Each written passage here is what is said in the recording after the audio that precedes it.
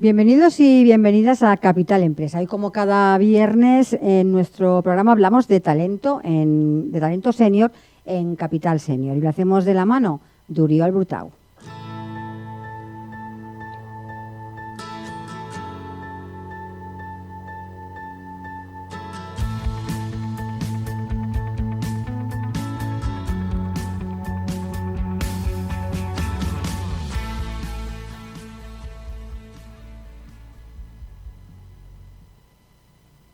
En el liderazgo, como en la vida, la nostalgia puede convertirse en una barrera que frena nuestro avance.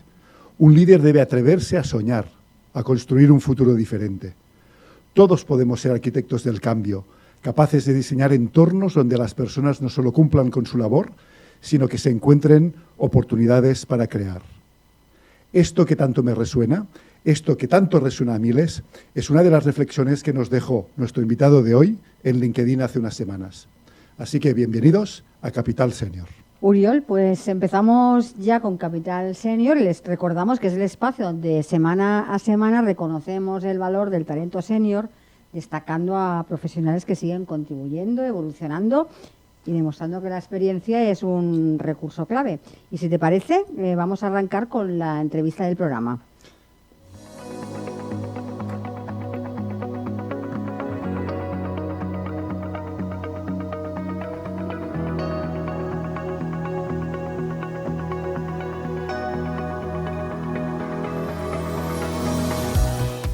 Sí, Montse, buen año.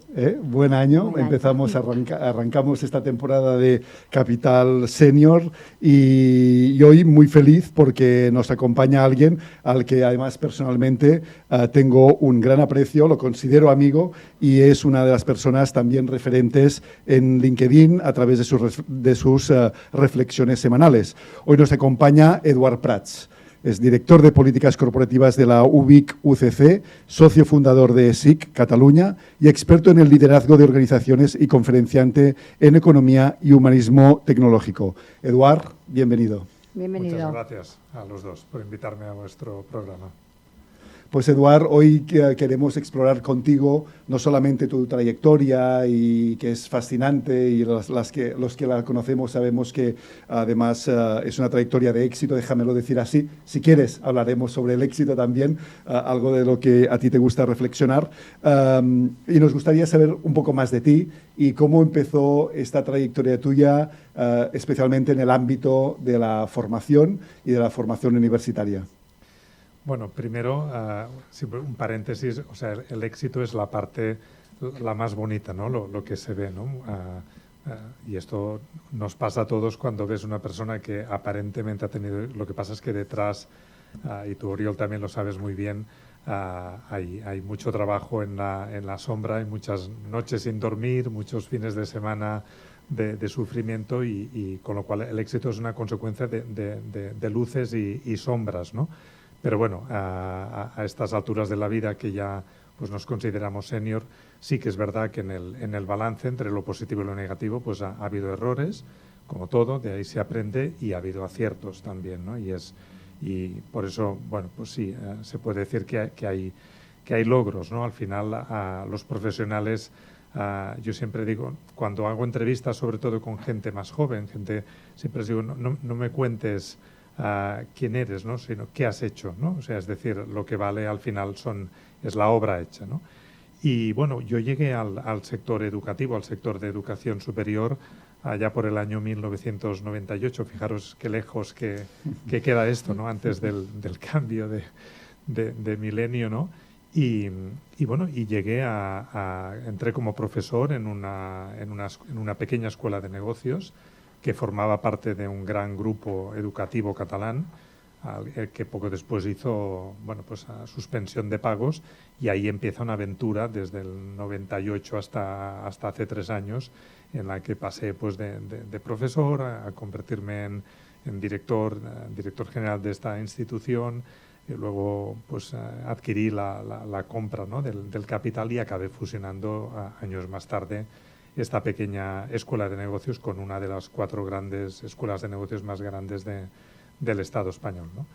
Esto es explicado en 30 segundos, Sí. una vida. Destacar en cualquier caso que a veces hablamos de las quiebras de las empresas y la desgracia de que una empresa tenga que cerrar, pero para ti fue, déjamelo decir así, crear una oportunidad, ¿no? Para ti fue una ocasión de crear una oportunidad para, a partir de aquí, poder adquirir esta propiedad, ¿no? Esta empresa, esta escuela, y poderla llevar a lo más alto posible.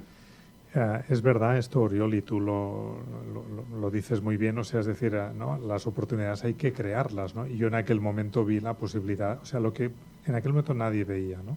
Años después la gente sí que es verdad que me ha dicho, ostras, es que tuviste mucha suerte, ¿no? Yo cuando digo, no, la suerte no, la suerte siempre te pilla trabajando, ¿no? La suerte que tuve es que esta empresa, al estar en quiebra, evidentemente nadie la quería, la gente huye de los problemas, la gente cuando ven que una institución pues está colapsando, como era el caso, pues lo que hacen es salir corriendo, ¿no? Y hay una cosa además que es real, que en ese momento cuando se desmoronaba este grupo educativo catalán, el grupo CEA, que ahora se puede contar, Planeta, que adquirió dos empresas, de un grupo que lo formaban más de 25 empresas, solo sobrevivieron dos. Una que compró Planeta y la otra que es la que me quedé yo. Y recuerdo una llamada de la consejera, en aquel momento, la consejera delegada de la parte de formación de Planeta, que me dijo, oye, mira, Eduard, tienes que venirte con nosotros porque esto tuyo, o sea, esto que quieres tú, comprar esta empresa, esto no va a salir bien, se va a hundir. O sea, no tienes ninguna posibilidad de que esto vaya adelante, ¿no? Y me ofrecía pues una posición de alto directivo en Planeta, con una buena retribución, y yo le dije que no. Y me decía, pero es que no lo entendemos, no podemos entender cómo rechazas una propuesta, ¿no?, de un grupo como el nuestro. Y le dije, bueno, si dentro de un año como tú dices, no lo consigo, pues ya, y tanto me valoráis, ya llamaré a la puerta a ver si me queréis contratar, ¿no? Y esto, Eduard, respondía a una especie de esta negativa a aceptar un puesto ejecutivo bien remunerado, ¿respondía a una llamada interior, a una especie de epifanía, o era una visión que tú habías dibujado, vislumbrado y definido? Yo desde pequeño, desde que tengo memoria, siempre he tenido un ADN emprendedor. O sea, recuerdo que cuando mis primeras aventuras empresariales, por decirlo, ¿no?, que son cosas que ahora son anécdotas, ¿no?, pero siempre estaba pensando la manera cómo ganar dinero, ¿no? Pues cuando venía San Jordi, pues lo típico, ¿no?, pues pedir los permisos al ayuntamiento de mi ciudad natal para tener la parada de rosas. Cuando venían la verbena de San Joan, pues organizar una fiesta cobrando un ticket, y la primera moto me la compré pues con una, o sea, el espíritu emprendedor lo tenía desde muy jovencito, ¿no? Ya terminada la formación, o sea, la etapa educativa, yo quería ser emprendedor, y entonces hay dos vías de emprender: o bien empezando un negocio desde cero, o otra manera que es utilizando un negocio que no ha funcionado, pero en el cual tú le ves posibilidades. Entonces yo estaba convencido de que tenía este negocio, era posible darle la vuelta. También es verdad que con 20 y tantos años, ¿no?, debía tener 28, 29 años, tienes menos aversión al riesgo. Seguramente hay cosas que ahora no haría, ¿no? O a lo mejor las haría porque también sé mucho más, ¿no? Pero en aquel momento estaba convencido de que quería experimentar. En la vida hay que experimentar. Para crecer hay que enfrentarte a situaciones complejas, y lo fácil era irme, pues como tú decías, a Planeta, ¿no? Pero eso era muy fácil, ¿no? Y creciste, porque tampoco fue fácil gestionar una empresa que venía de una quiebra y hacerla crecer. Creciste tú con ella, ¿verdad? Sí, y sobre todo pude darme cuenta de que la mayoría, y esto sigue pasando hoy en día, la mayoría de empresas a veces no solamente tienen un problema económico. Sí, yo, como digo, la empresa estaba quebrada económicamente y anímicamente. O sea, es decir, y seguramente el estado anímico acaba influyendo, bueno, seguramente no, influye mucho en el futuro.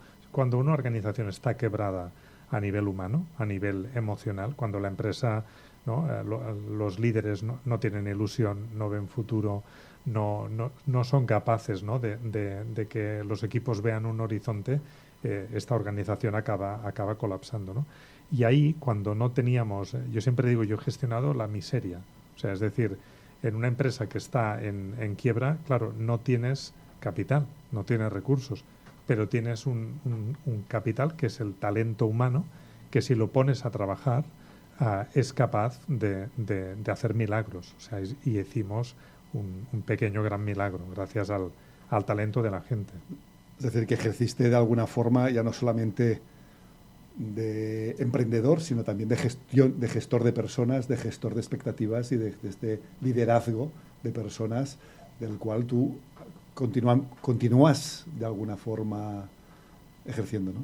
Sí, porque, claro, es lo que digo, ¿no? Si no hay recursos económicos, pues ¿qué te queda? Te quedan las personas, ¿no?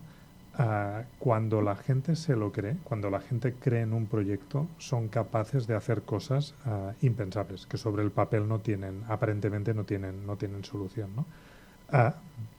Un equipo motivado y entregado es capaz de salir prácticamente de cualquier situación.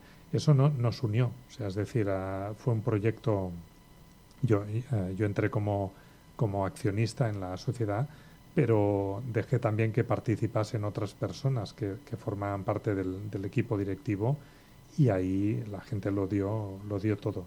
Y es una experiencia pues súper enriquecedora, y llegó un momento pues en el que ya me desvinculé, ¿no? Porque yo soy de los que pienso que en la vida hay que saber, esta mañana se lo decía a una persona de la universidad, hay que saber llegar y hay que saber irse también. Yo creo que en la empresa y en la vida todos son ciclos, y para las empresas también es bueno incluso saber cerrar los ciclos y tomar tú la decisión. A veces no puedes, a veces las circunstancias te obligan, pero si puedes, es preferible que seas tú el que digas, yo ya he hecho un recorrido hasta aquí y ahora es el momento de que vengan nuevos talentos, nuevas formas de gestionar, de dirigir, de oxigenar a las empresas. Y es lo que hice hace 3 años. Decidí poner fin a una etapa.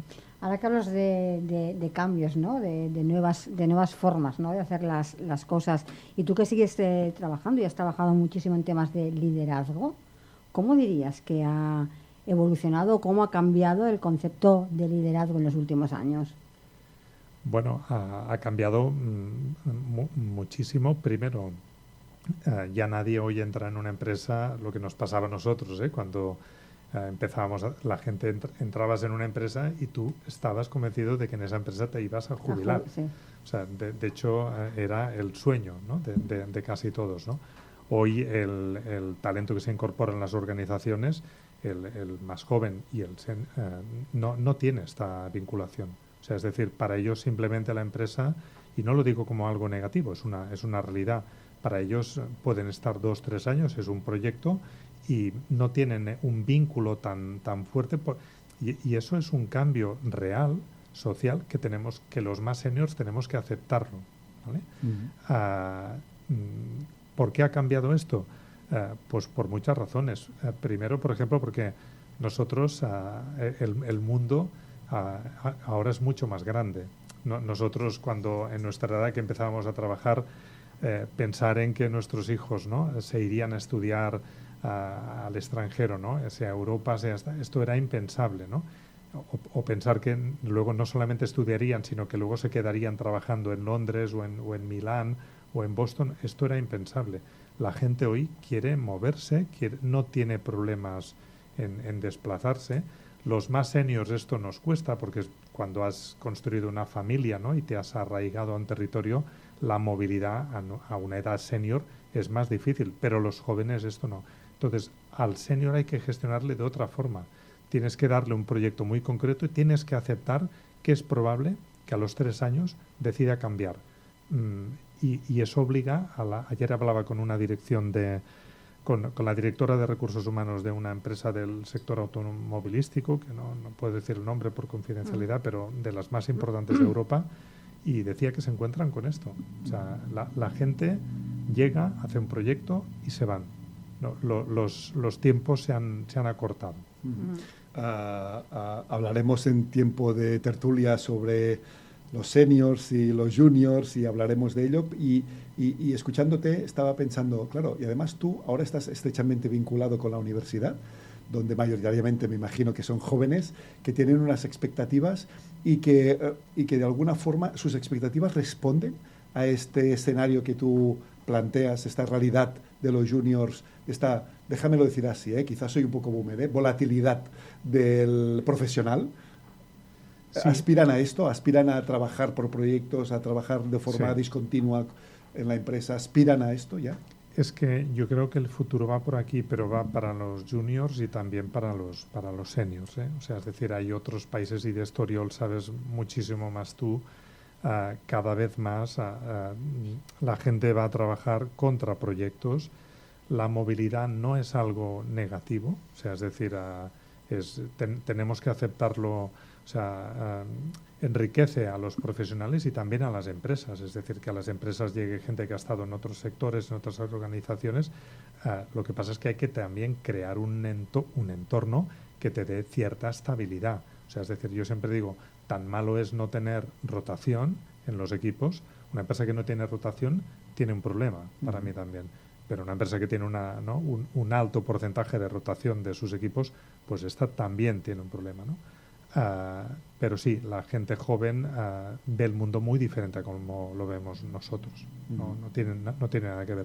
Y aquí es donde nosotros tenemos que aprender también, porque claro, no podemos dirigir personas con nuestra mentalidad, con la de hace 25 o 30 años, porque hay un gap desde el punto de vista cultural, a nivel, ¿no?, de gestión de talento, enorme.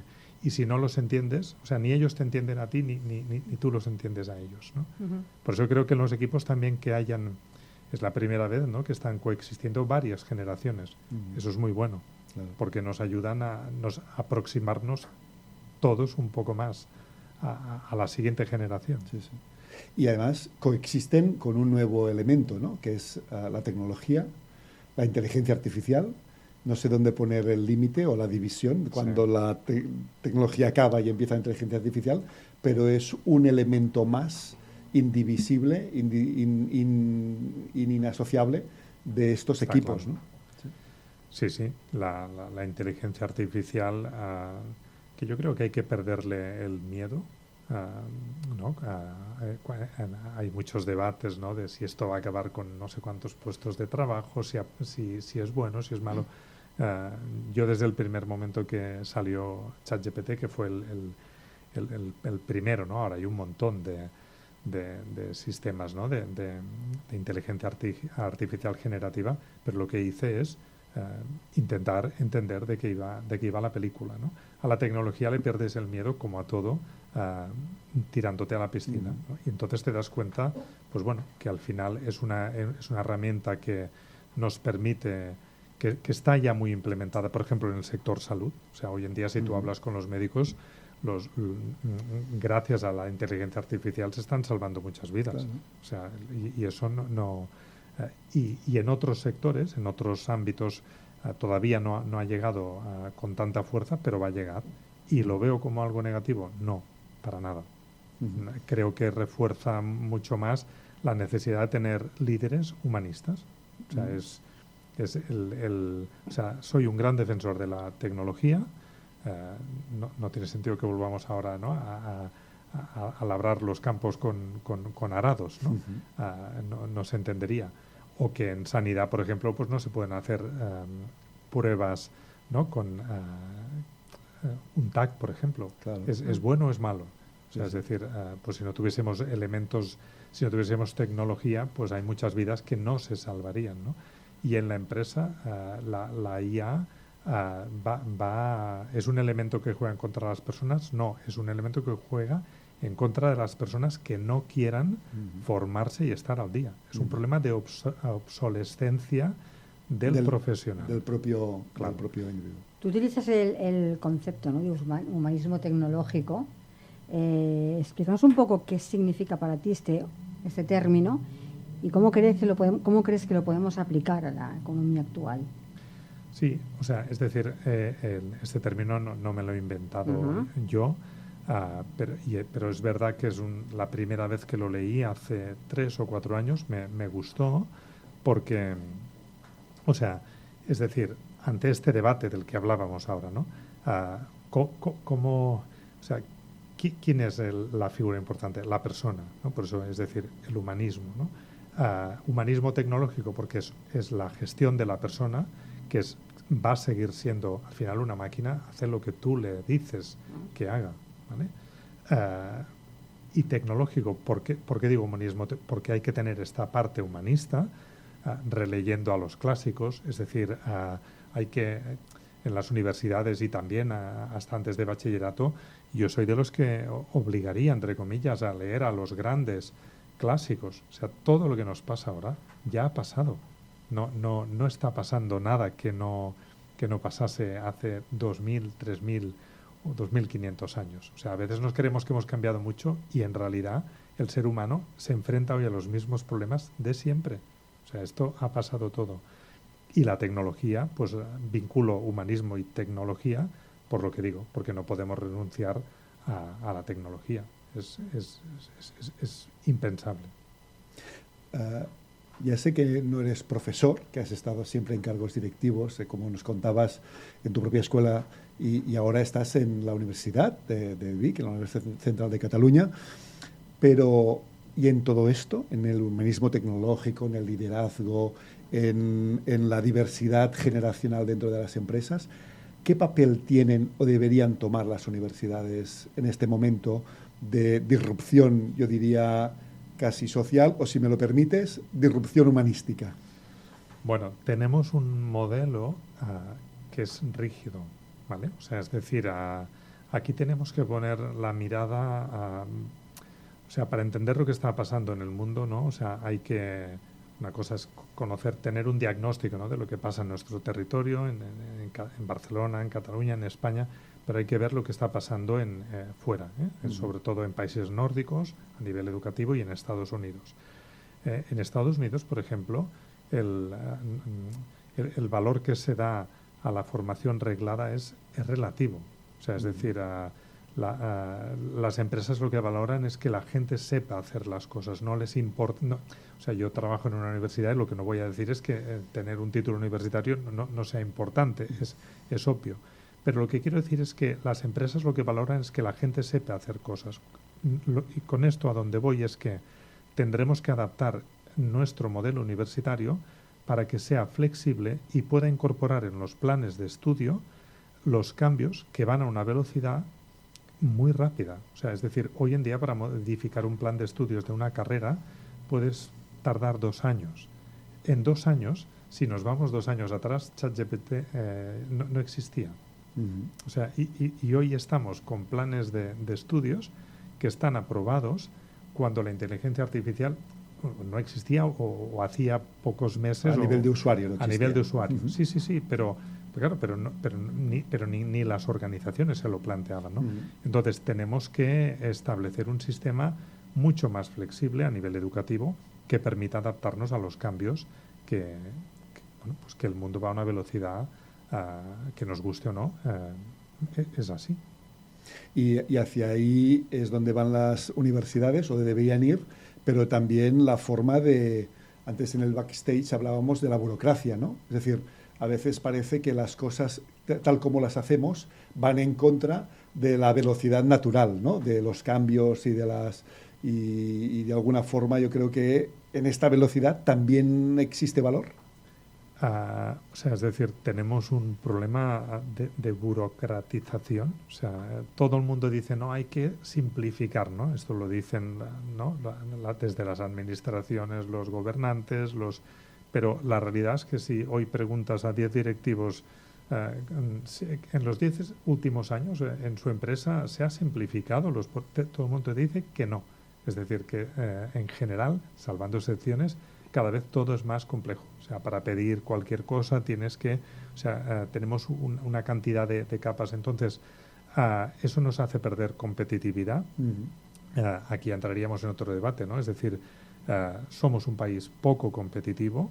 Esto daría para otro programa. Europa en general es poco competitiva en el mundo, y una de las cosas que nos hace no es el único elemento, pero porque somos muy burocráticos. Entonces, claro, es decir, los cambios son muy lentos y claro, pues estamos compitiendo en el mundo con países que tienen otra forma de ser, y Europa tiene un grave problema.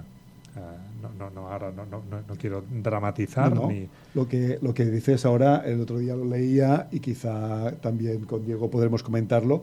Alguien leía, Estados Unidos, América, inventa, China copia, Sí. y Europa legisla, ¿no? Sí. Con lo cual estamos Sí, en sí. el momento, Tal digamos, cual. en el punto de competitividad a partir de la legislación, ¿no? Pues ahí es un poco a lo que me refería, ¿no? Es decir, sí. Estados Unidos, que no quiero poner ahora como el paradigma de lo mejor, ¿eh? Estados Está Unidos claro. pues, tiene cosas que creo que deberían inspirarnos y otras que desde luego no, para nada, ¿no? Pero evidentemente son mucho más ágiles. O sea, solo hay que ver, es decir, si tomamos como referencia cualquier universidad de las grandes norteamericanas, tiene más patentes que toda España. O sea, es decir, en su conjunto, una sola universidad, ¿no? Claro, la facilidad que hay en Estados Unidos para hacer negocios, para otra cosa importante también, para no estigmatizar el fracaso, ¿eh? O sea, es decir, ahí, pues que un emprendedor, que un empresario, las cosas no le vayan bien, pues para ellos es visto como una garantía. Es decir, esta persona se ha equivocado 2 veces, ha aprendido mucho. Aquí sabemos que en España, en Cataluña, en Europa en general, bueno, es aquello, sí, pero es como a veces como una pequeña mancha, ¿no? Sí. en el expediente. Y yo creo todo lo contrario. O sea, es decir, se aprende también en los momentos de crisis, ¿no? Pero sí, tenemos que hacer una pensada general. Y me meto ahora en una pregunta que no me has hecho, pero ¿sabéis por qué tenemos este problema? Porque ¿quién gobierna Europa? O sea, si al final los países son una empresa, ¿no? Y nosotros vivimos en un entorno que es la Unión Europea, que es un conjunto de estados que se han puesto de acuerdo, ¿no? Se pusieron de acuerdo, afortunadamente, para crear una cosa que es la Unión Europea, que creo en estos momentos que suerte tenemos del euro, porque si no fuera por el euro ya no existiría. La moneda es lo que nos mantiene unidos, pero no hay unión fiscal, somos incapaces de ponernos de acuerdo en temas medioambientales, en la legislación. Entonces, ¿por qué Europa está perdiendo competitividad? Y lo decía Obama en su último mandato. Decía, el problema es que cuando tengo que hablar con los europeos no sé a quién llamar. Y antes, antes llamaba a Merkel, que creo que todos la echamos un poco de menos. Pero es que ahora el problema es que no sabes a quién llamar. Si una empresa no tiene un liderazgo claro, y Europa en estos momentos para mí está faltada de liderazgos, claro, como empresa, sí, ¿no? Si tomamos Europa como empresa, pues no hay liderazgo. Y una empresa que no tiene liderazgo no toma decisiones. Y si no tomas decisiones, pierdes competitividad. Y mientras tanto, pues los americanos por un lado, India, Pakistán, China, pues van avanzando. Esta es la realidad. Pues hemos empezado hablando de liderazgo y acabamos hablando de liderazgo y seguiremos hablando luego en el debate. Sí, porque ahora haremos un pequeño giro. Duarte, ahora continuaremos hablando después en nuestra tertulia, pero ahora nos toca como cada semana, para no perder la costumbre, hablar de libros.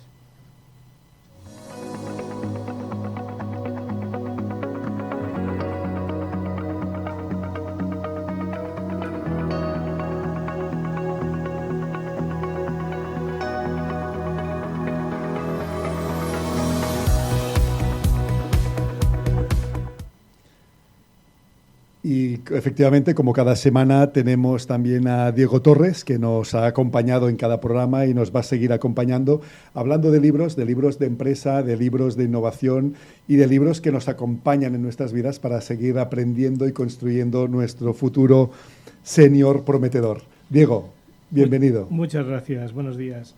Pues sí, yo para el programa de hoy he cogido un libro que me ha parecido muy interesante, que es de la profesora de Harvard, Amy Edmondson, que se llama The Right Kind of Wrong, que vendría a ser algo así como la forma correcta de equivocarse.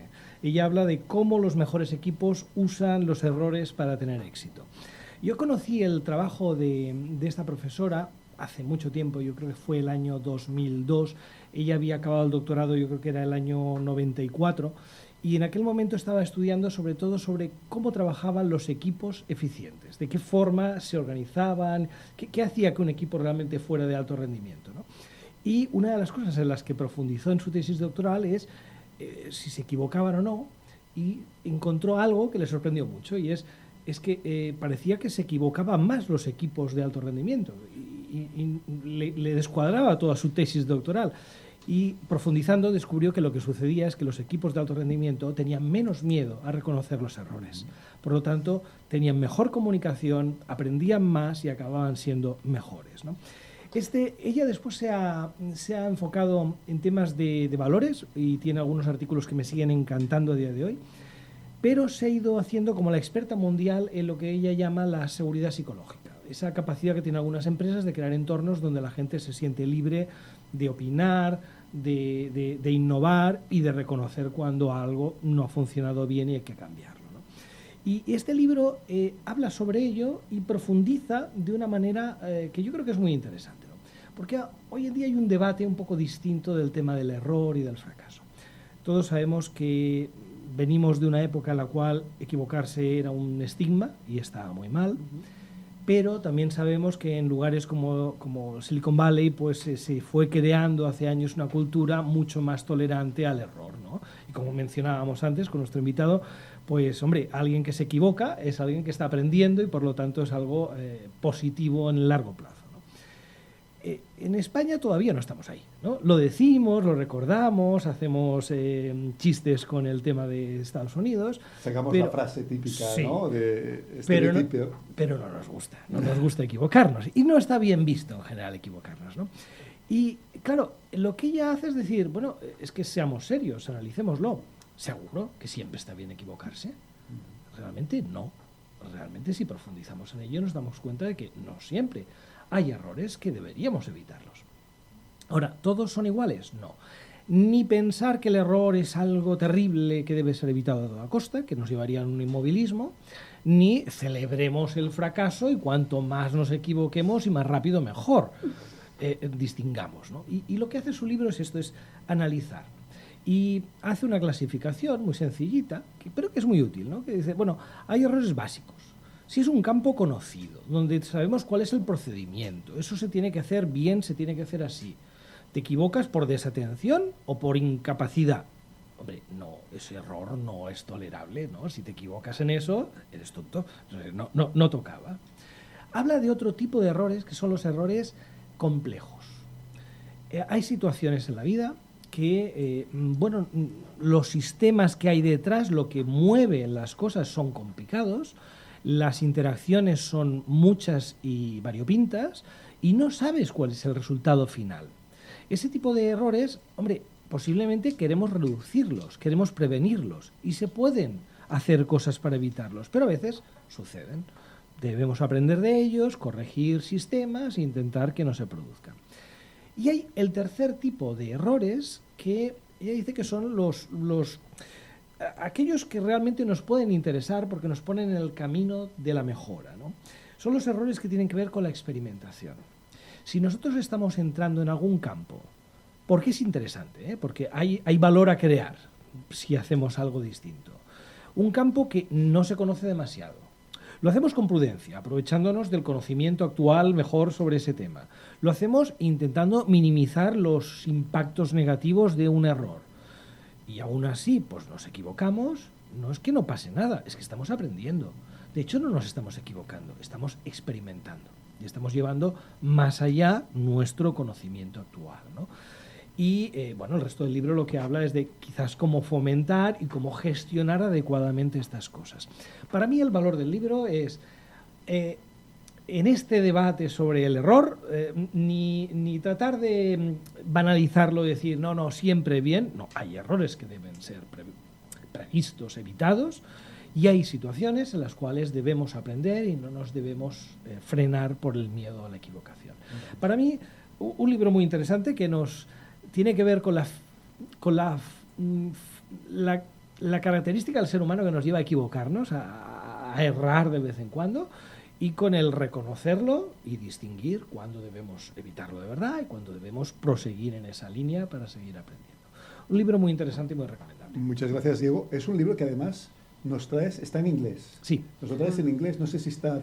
No, de momento no está disponible, pero ella ha publicado muchos artículos que resumen el libro o partes del libro. Por ejemplo, en Harvard Business Review lo puedes encontrar y con un botoncito tienes la traducción al castellano de forma inmediata. Con la inteligencia artificial que Eduard nos decía que está integrado, podemos traducirlo. Y volviendo al libro, ¿el libro aborda el error desde el punto de vista ya no organizacional o estratégico de proyectos, sino desde el punto de vista cognitivo? Porque se ha dedicado muchas páginas a pensar sobre el error desde un punto de vista más humanístico, ¿no? Y que hablábamos, y el derecho a perdonarnos el error, ¿no?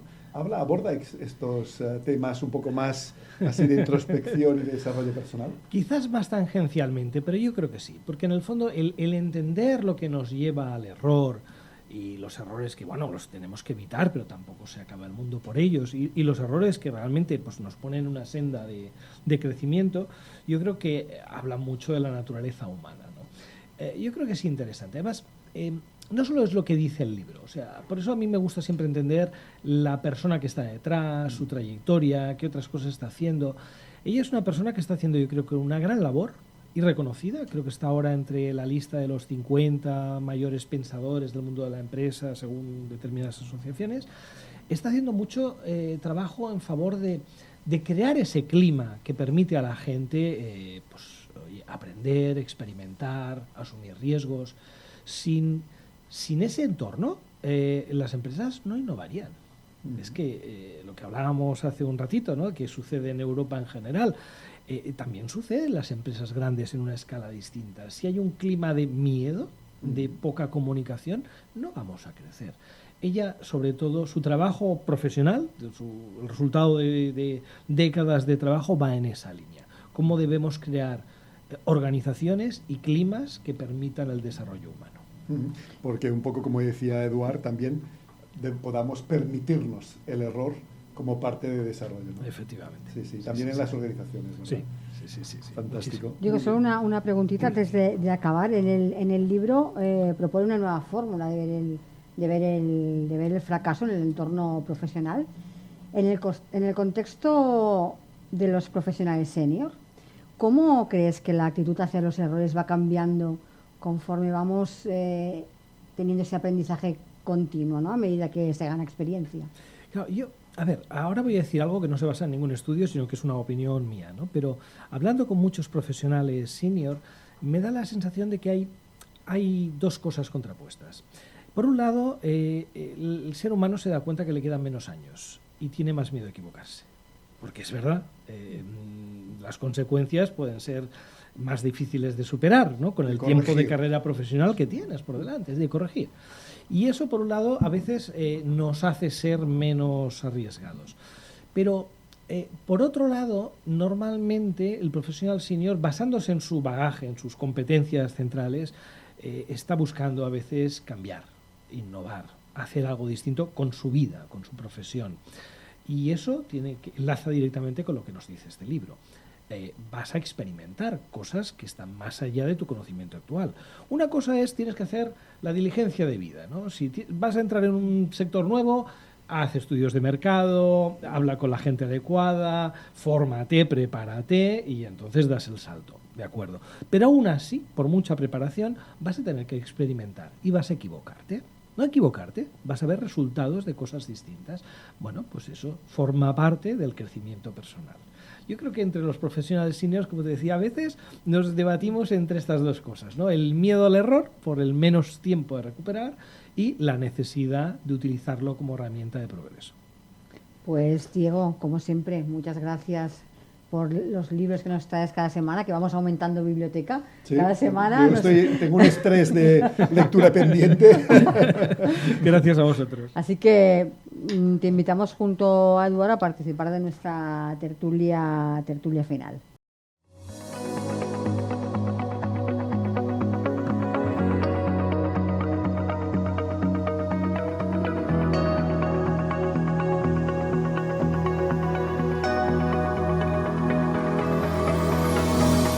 Pues sí, ya en tiempo de tertulia abrimos cámaras y abrimos micros para los 4 que estamos aquí y de alguna forma yo, escuchando Eduard un poco tu entrevista, mira, me ha llevado por un momento a una situación que viví ayer, ¿no? Ayer uno de mis hijos adolescentes, cuarto de la ESO, estaba estudiando la revolución industrial, ¿no? Y le dije, oye, y dime, ¿por qué pasan las revoluciones industriales? Su respuesta fue, no, esto no lo tengo en los apuntes. Yo sé cuándo sucedió la primera, la segunda, la tercera. No, pero ¿tú sabes cuál es la causa de una revolución? No, pues no. Es decir, tuve que estar, de alguna forma, frente a un escenario que para mí era del todo caótico. Estudiando en cuarto de ESO la revolución, aprendiendo fechas, números, datos, sin entender el porqué. Claro. Sí, non en B, no vamos. No, No en B. no, es dramático. Bueno, me lo pasé bien durante toda esa hora, que él me miraba con cara de no sé si me interesa o no me interesa, pero me lo pasé muy bien contándole el porqué de las revoluciones, ¿no? Sí, es que es dramático, o sea, es decir, yo esto lo he vivido también con mis hijas que este año están en segundo de carrera, pero recuerdo todavía en primero y segundo de bachillerato que realmente ahí les aprietan, ¿no? Y era memorizar.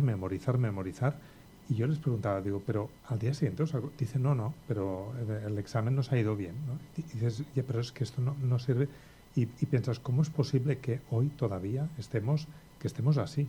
O sea, es decir, creo yo lo que me cuentas, no estamos enseñando a los estudiantes a pensar, a entender el porqué de las cosas. O sea, es decir, si no sabemos de dónde, por eso digo, hay que leer a los clásicos, hay que ver de dónde, si no sabemos nuestros orígenes, ¿no? Es decir, la Unión Europea, los estados, el sistema, las leyes que tenemos, de dónde procede todo esto. O sea, es que para entender lo que somos hay que mirar hacia atrás. Ahí no se profundiza. Tenemos un sistema educativo muy mejorable. Pero de alguna forma este sistema educativo, nosotros que en este programa militamos a favor del talento senior, se produce este efecto de confrontación, porque llegan los juniors con sus datos, estamos los seniors con nuestros porqués, y entonces, claro, ayer los porqués, la respuesta era, perdón, la respuesta era el por qué no entra en el examen, ¿no? Como tú decías. Claro. Entonces, claro, ¿cómo gestionamos estos datos con estos porqués? Hombre, la respuesta fácil es, bueno, pues con la mezcla, con el diálogo, con la diversidad, pero ¿se produce esto en la empresa? Bueno, es que, claro... ¿O en la sociedad? Sí, no, es que creo que el mal está en la sociedad en general. O sea, somos... estamos en el momento histórico en que más acceso a la información tenemos, más conectados y tal, pero la pregunta es, ¿pero estamos más evolucionados ahora en términos de, ¿no? de capacidades, ¿vale? Pues yo sinceramente creo que no. O sea, creo que no. O sea, que hoy tenemos redes sociales y la gente se comunica con medio mundo y el otro medio con el otro y tal. Sí, eso sí. Pero la gente, la capacidad de analizar, de pensar, de reflexionar, el pensamiento crítico, todo esto va a menos, pero muy a menos. Es un drama.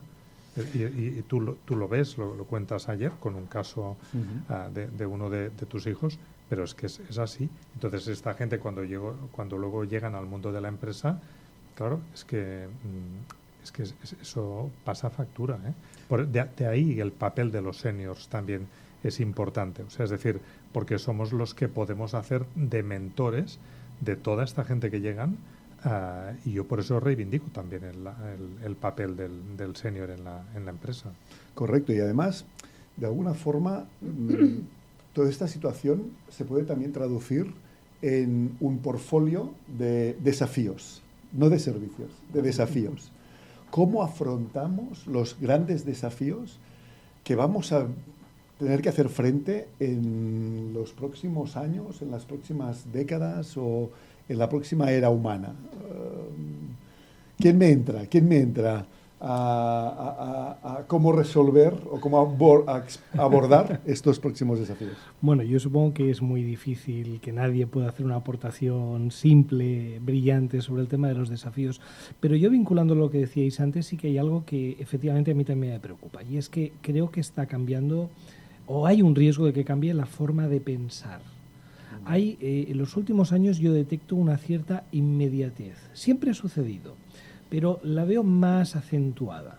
Es decir, en una empresa, ya no hablemos solo de los jóvenes, que bueno, es verdad, quizás están saliendo del sistema educativo con una forma un poco distinta, a veces es fruto simplemente de que todavía no tienen la experiencia que ya adquirirán y a veces pues fruto del sistema educativo que han tenido. Pero no, es que incluso en las empresas se salta muy rápido del problema a la solución.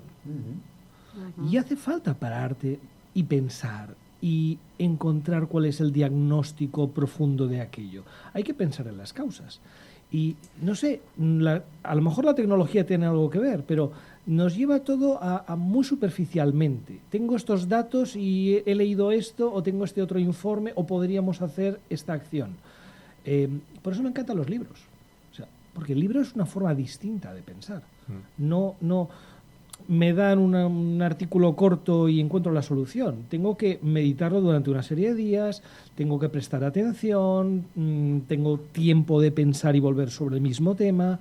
Creo que a lo mejor algo está haciendo mal la sociedad, dejando un poco de lado ciertas formas de aprendizaje. Y la capacidad de análisis también. Yo creo que sí. Y hablando de libros, Montse, no quisiera dejarme el momento de que Eduard nos hablase. Eduard, tú recientemente has publicado un libro. También. Un libro donde además propones que nos concedamos este tiempo al que Diego hacía referencia, ¿no? Este tiempo de reflexión. Sí, es que Diego, es que estoy totalmente de acuerdo con lo que decías, Diego, porque es verdad, yo hago muchas veces en el mundo de la empresa y en la sociedad muchos paralelismos con el mundo médico, ¿no? O sea, si hay un error de diagnóstico, todo lo de después es un desastre, ¿no? Es una sociedad que va muy deprisa, las empresas también, y en esto es cierto, no solamente los jóvenes, sino parece que todo el problema ahora que tenemos a nivel social o empresarial, no son los jóvenes al final el sistema, los que lo hemos diseñado somos nosotros, es decir, no es responsabilidad de ellos. Si tenemos hoy el sistema educativo que tenemos, no es culpa de los chavales que hoy están estudiando la ESO o los que van a empezar la carrera universitaria el año que viene, ¿no? Y en este libro, pues Oriol, yo lo que hice es invitar a la gente precisamente a esto, a que nos tomemos nuestro tiempo para pausar, para bajar revoluciones. Vamos demasiado acelerados, recibimos una cantidad de estímulos, estamos sobresaturados de estímulos diarios y nos obliga a hacer constantemente, ¿no? Parece que el ejecutivo, el directivo más válido es el que más hace, ¿no? Y a veces no hay que hacer tanto, hay que hacer lo que hay que hacer, ni más ni menos. Pero para eso se necesita tiempo, parar, diagnosticar y luego hacer. Tu libro, que se llama precisamente Elogio del tiempo, o elogio al tiempo, elogio del tiempo. Tiene también no solamente un elemento importante de reflexión como el que comentas, sino es introspectivo, refleja algún periodo de tu... Sí, bueno, es un ensayo, o sea, y refleja, está escrito en un momento en el que yo decidí, os decía antes, hace 3 años decidí, bueno, pues poner fin a mi etapa como empresario. Me tomé unos meses sabáticos para mí, algo también que en Cataluña, en España, no está tampoco muy bien visto, ¿no? O sea, es decir, hasta el punto que hay gente que a veces me decía, pero tú lo pones en tu currículum que has hecho, ¿no? Unos meses. Digo, sí. Dice, oh, yo no lo pondría, ¿no? Esto como en plan, esto quítalo, ¿no? Digo, no. Yo si fuera, si mañana tengo que contratar a una directiva, a un directivo y me dice que ha sido capaz, ha sido valiente de tomarse 6 meses, 8 meses, un año para pensar, para mí esta persona a mí me interesa. Es decir, una persona que es capaz de reflexionar, de analizarse y de transformarse también. Las personas tenemos que transformarnos. En esta vida que va tan deprisa, no hacemos una transformación consciente.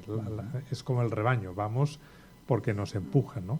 Y yo creo que el ser humano, hoy más que nunca, necesitamos regalarnos tiempo para nosotros, para saber dónde estamos y sobre todo qué es lo que queremos en los años que vienen por delante. Sí. A veces no nos transformamos, nos transforman, ¿verdad? Claro. Y vamos de nuevo añadiendo estrés a esta transformación impuesta, ¿no? Me acordaba mientras te escuchaba y pensaba en el tiempo sabático, ¿no? Entendemos el tiempo sabático también como un periodo determinado, más o menos largo. Yo me acuerdo una vez cuando todavía vivía cenando, éramos unos amigos, estaba Pepe Rubianes, ¿os acordáis? Pepe Rubianes, humorista. Claro. Él me dijo algo como, fumaba mucho y tal, y decía, no, si es que nadie ha dejado de fumar tantas veces como yo, que lo dejo varias veces al día, ¿no? Decía, yo pensaba pues que también un periodo sabático puede ser corto, ¿no? Y si uno lee muchos libros, también podríamos pensar que leer un libro es concederse un periodo sabático para pensar, reflexionar digamos, adquirir una visión crítica y en perspectiva de lo que nos preocupa, ¿no? En ese sentido, volvamos a los seniors. ¿Cómo tenemos que, tú decías, Diego, que los seniors perciben el error como algo pues un poco más grave porque tienen menos tiempo de rectificar, ¿no? Yo ayer en un podcast decía que los seniors tenemos toda la eternidad por delante. Con lo cual, ¿cómo los seniors podemos prepararnos para esta nueva época que nos trae? Pues toda la tecnología, toda la disrupción también humanística. Pensemos un momento, ¿cómo nos preparamos nosotros para afrontar este periodo de incertidumbre? ¿Quién arranca? Diego. Bueno, no sabría muy bien qué decir. Yo tampoco lo veo tan problemático. O sea, es muy bonito, por ejemplo, estudiar historia, porque yo totalmente de acuerdo con lo que decía Eduardo antes, todos nuestros problemas ya no son nuevos. Cuando uno lee historia y vuelve a los clásicos, se da cuenta que esos problemas ya existían, ¿no? Y cambio existe mucho ahora, pero ha existido siempre. Yo creo que hay una cosa que es lo que no hay que perder nunca. Si lo pierdes ya estás acabando tu carrera profesional, que es la curiosidad. Si tú tienes curiosidad, que bienvenidos sean las disrupciones tecnológicas. Qué interesante, qué oportunidades nos va a generar. ¿Acaso una persona, porque tenga más años, está menos capacitada para entender y utilizar una nueva tecnología? De ninguna manera. Yo a veces hacía un poco la introspección. Yo cuando empecé la carrera todavía existía y usé la tarjeta perforada. Después pasé a programar en BASIC y en aquellos. Y bueno, toda la vida he seguido adaptándome a las nuevas cosas que han sucedido en el sector de la informática. No es ningún problema, al contrario. Conocer aquello y haber vivido ese cambio te prepara, te facilita el asumir lo nuevo que hay ahora. No es tan distinto, vuelve a ser lo mismo con una tecnología distinta. La curiosidad sí que hay que preservarla, eso sí. Es la fuente de la energía posiblemente que está detrás de casi todos los cambios, ¿no? Y esto no necesita de mucha inteligencia artificial, es más un ámbito de la actitud, ¿no? Sí. Es que yo creo que los que ya tenemos una edad senior hemos vivido tantos cambios que ya los que nos llegan los tomamos como una transformación natural. Porque hemos vivido ya muchos cambios y nos hemos ido adaptando y aquí estamos. Entonces creo que ya lo vivimos con más... Existe como una aureola, una cultura de que los seniors somos más rígidos a los cambios, pero precisamente lo que dices, Montse, es que estamos mucho más entrenados a los cambios. Sí. ¿No? Sí. Totalmente de acuerdo. O sea, es decir, si pensamos atrás y recordamos, ¿no? O sea, todo lo que hemos vivido, o sea, pues somos seguramente bueno, nosotros y nuestros padres, pero de las generaciones que más cambios hemos vivido, ¿no? Y luego yo, en relación a los seniors, creo que lo que está pasando, que es una problemática que es real, ¿no? También tiene que ver mucho con el modelo de negocio que tiene en este caso España, por ejemplo, ¿no? O sea, claro, ¿cuál es la primera industria salía ayer los datos, ¿no? Que otra vez más España ha roto el techo, ¿no? No estoy en contra del turismo, pero ayer se decía otra vez, se hacían públicos los datos, ¿no? De que se volvían a batir los récords y vamos ya por los casi 90 y tantos millones de turistas anuales. En general, pero son las industrias las que aportan más contribución a nuestro PIB de poco margen, poco valor añadido. Entonces, ¿qué hacen muchas empresas? No estoy culpando al turismo, ni mucho menos. Pero quiero decir que si no somos capaces de tener modelos de negocio que generen valor añadido, entonces las empresas lo que hacen, ¿por qué nos cambian a los seniors? Por un tema puramente de coste. O sea, son conscientes del talento que tenemos. Lo que pasa que tienen una cosa que se llama cuenta de explotación. Les salimos caros. Que les salimos caros.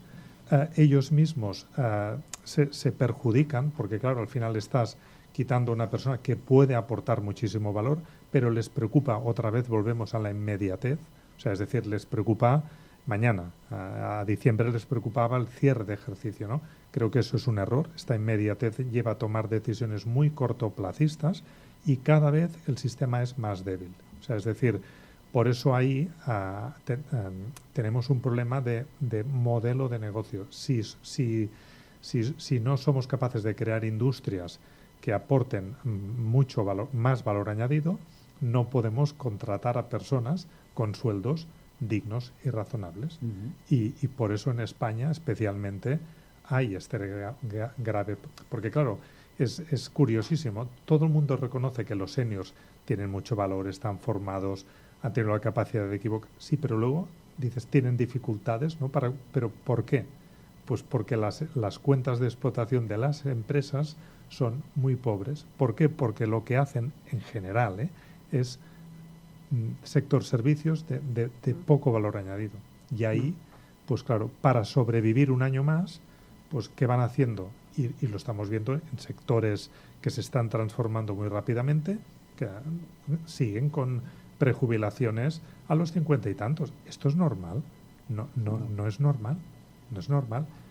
¿Pero qué es?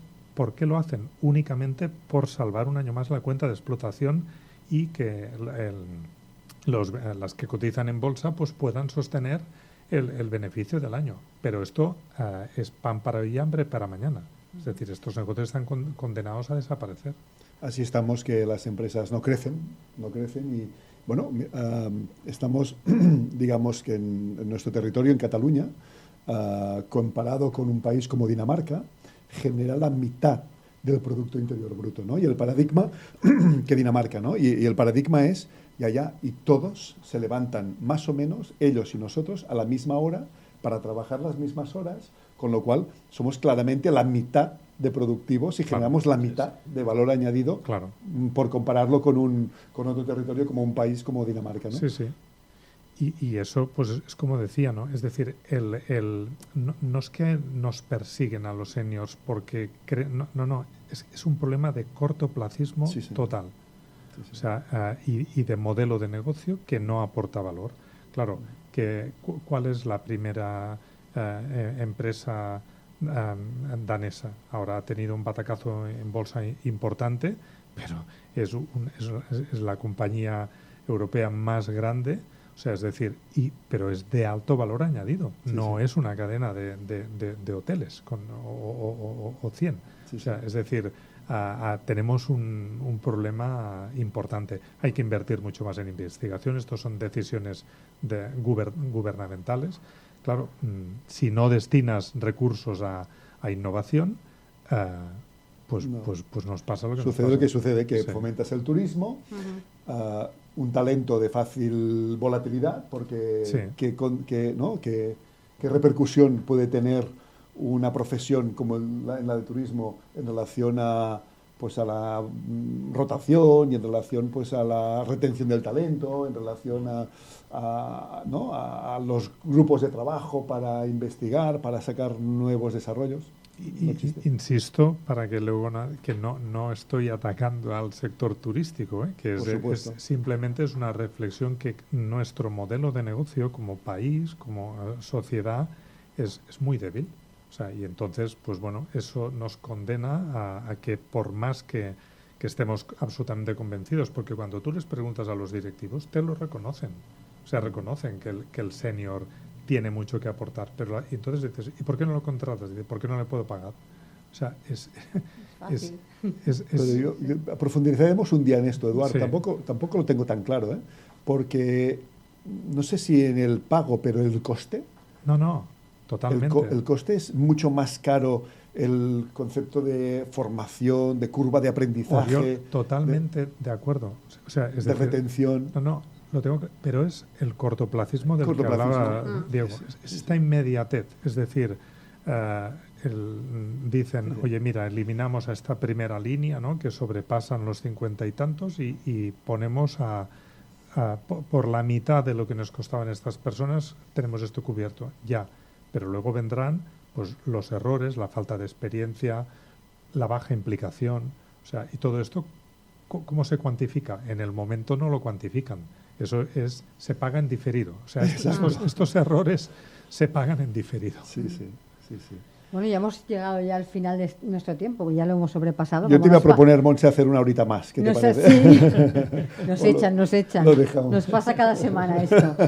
Pero bueno, podemos seguir. Te invitamos a volver a venir otro día a continuar hablando del tema, porque siempre se nos quedan cosas que comentar, siempre. Así que... Hoy más, y yo además quisiera animar a todos los oyentes a que sigan también a Eduard Prats en LinkedIn, porque cada semana nos brinda, nos invita a una reflexión de esas que te dejan el fin de semana como en momento tántrico, ¿no? de ponerte a reflexionar. Gracias, Eduard, por haber aceptado esta invitación a venir hoy aquí. Que pases un buen año y, bueno, habrá muchas ocasiones en las que seguro que vamos a volver a coincidir y, como decía Montse, seguro que te vamos a volver a invitar Gracias a vosotros, Oriol, Montse y Diego. Un placer también compartir tertulia contigo. Gracias. Pues he dicho muchas gracias, Oriol. Eduard. A ti, Diego. Te esperamos la próxima semana con otro de tus libros. Y Oriol, hasta aquí el programa de hoy, así que hasta la semana que viene. Solo me queda agradecerles a todos ustedes por acompañarnos y recordarles que nos vemos de nuevo la próxima semana en Capital Senior. Así que hasta la próxima semana.